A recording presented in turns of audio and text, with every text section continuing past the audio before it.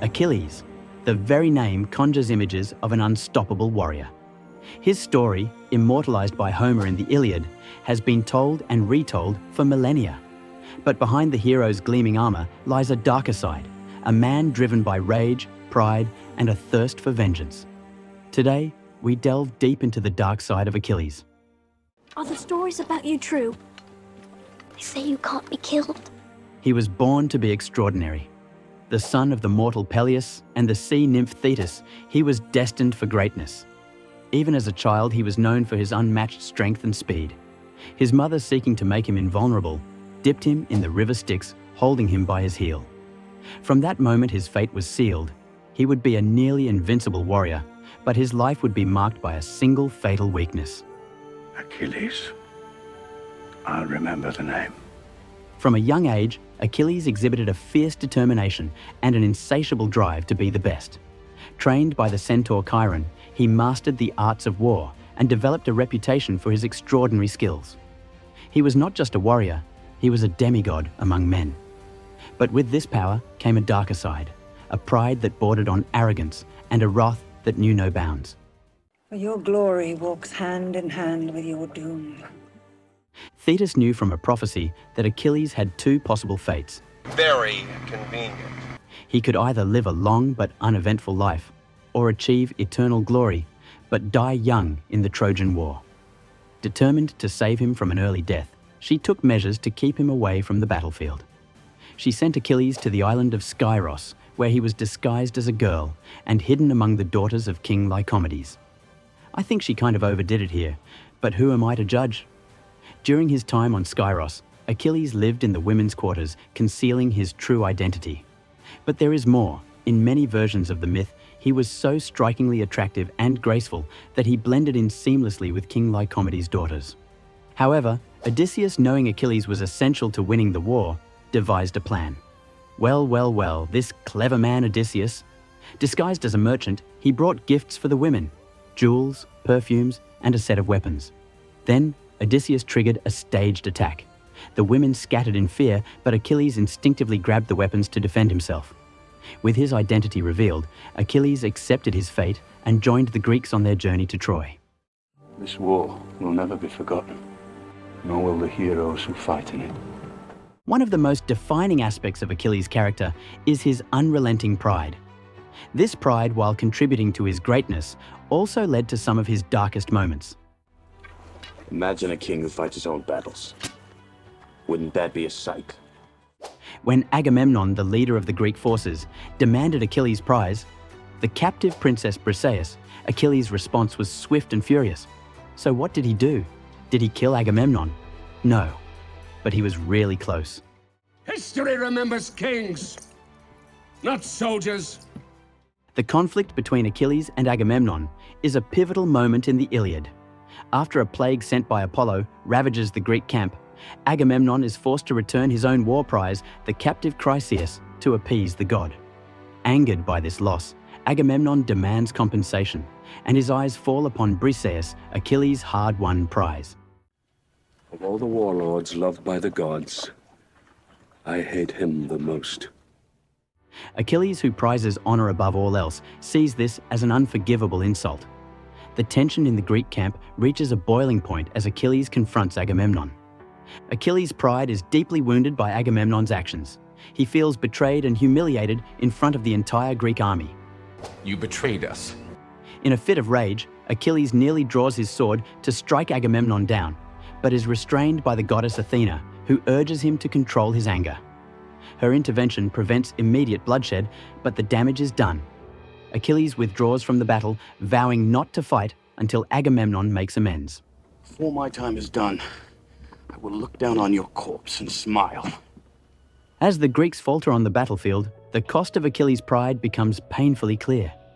His absence is felt keenly, and the Greek leaders plead with him to return.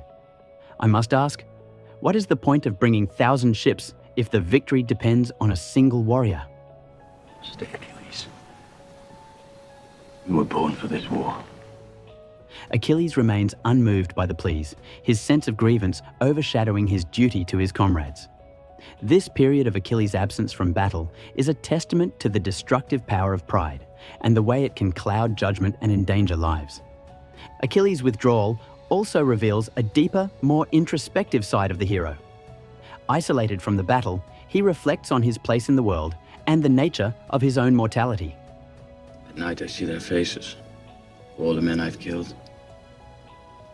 They're standing there on the far bank of the river Styx, waiting for me. His inner conflict is palpable, torn between his desire for glory and his profound sense of betrayal.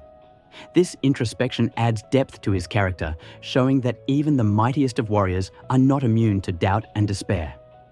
You don't fear anyone, that's your problem. Achilles showed little respect for sacred traditions and places.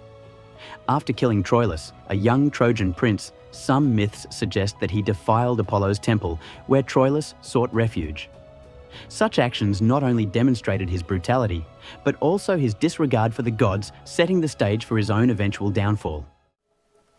The gods envy us. They envy us because we're mortal. The turning point in Achilles' story comes with the death of his beloved companion Patroclus. In an attempt to rally the Greek troops, Patroclus dons Achilles' armor and leads the charge against the Trojans. His bravery is unmatched, but he is ultimately slain by Hector, the greatest of the Trojan warriors. Where's Patroclus? He's dead, my lord. The news of Patroclus' death reaches Achilles, and it ignites a fire within him, a burning wrath that would reshape the course of the war. But that's not all. When Hector defeated Patroclus, he claimed Achilles' armor as a prize, not realizing it would later lead to his downfall. The armor symbolized Achilles' power and honor, and Hector wearing it fueled Achilles' rage even more. Well, for a clever leader and tactician, Hector definitely miscalculated his actions. While Achilles did not kill Patroclus directly, his refusal to fight contributed to his friend's death. Patroclus entered the battlefield wearing Achilles' armor in an attempt to inspire the Greek troops and turn the tide of battle. His death at the hands of Hector was a direct result of Achilles' stubborn pride, making Achilles indirectly responsible for the loss of his closest companion. Achilles' wrath is legendary. His grief over Patroclus' death transforms into a vengeful rage, and he becomes a force of nature on the battlefield. His killing spree is relentless and brutal, culminating in a dramatic confrontation with Hector outside the walls of Troy. Achilles' rage-fueled strength is both awe-inspiring and terrifying, showcasing the duality of his nature as both hero and monster. But why did the death of Patroclus unlock Achilles' wrath? Could it be that there was something more than friendship between them? While Homer's Iliad does not explicitly state that they were lovers, later authors and modern interpretations have explored this possibility. Ultimately, the nature of their relationship is left to the reader's interpretation, reflecting the enduring fascination with their bond and the richness of the mythological tradition. There are no paths between lions and men. The duel between Achilles and Hector is one of the most iconic moments in the Iliad. It is a clash of titans, with Hector representing the nobility and valor of the Trojan cause, and Achilles embodying the raw, unstoppable power of the Greek forces.